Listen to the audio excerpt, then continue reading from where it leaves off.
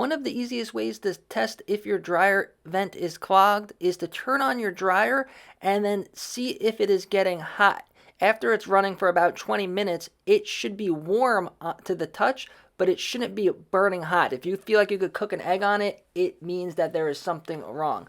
The internal temperature of your dryer should be somewhere between 125 and 155, depending on what kind of dryer it is.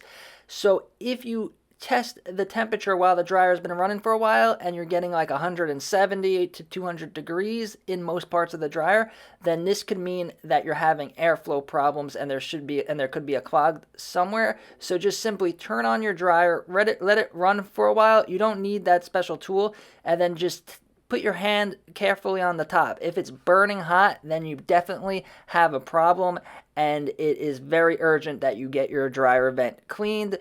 Next is another easy one. If the vent's on the side of your house, you could just turn your dryer on and see if there's any air blowing. It should be blowing strong, kind of like a hair dryer or like a hands dryer. It should be blowing out strong. So there may just be a big piece of lint blocking it on the outside, so you could just remove that.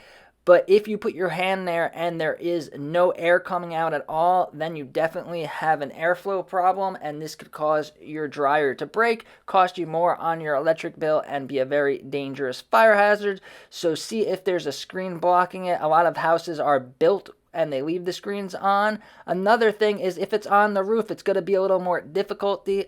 Only go up there if you're comfortable. But 90% of the time when I see dryer vents that are clogged and customers can't use their dryer or they're getting a burning smell, it is because there's a huge piece of lint blocking most of the exit, so the heat has nowhere to go and it will overheat your dryer, again cost you more on your electric bill. So if you're not comfortable going up on your roof, you could have a professional go up there and check, or if you're comfortable and it's not that high, you could do it yourself, but please be careful. But this is something I see multiple times a day doing dryer vent cleaning here in Florida. Just a huge piece of lint completely blocking the opening on the roof, or the house had a screen on it that wasn't supposed to be there. Where I'm from, this is against the building code. You're not supposed to have a screen. So even if you have a brand new house and it's been working fine for a couple months, if there's a screen there and it gets completely blocked, your dryer is not going to dry well. Next is if you do laundry and you have it on for like 50 minutes to an hour and the clothes are still wet, then you definitely have a problem. The next thing you could do, if you want to, if you're a little bit more mechanically inclined, is remove the vent from the back of your dryer and see if there's any clog, either right in the back of the dryer, or see if the vent is clogged. This one was completely clogged, and if you find that, clean your dryer vent immediately. Watch this video to learn how.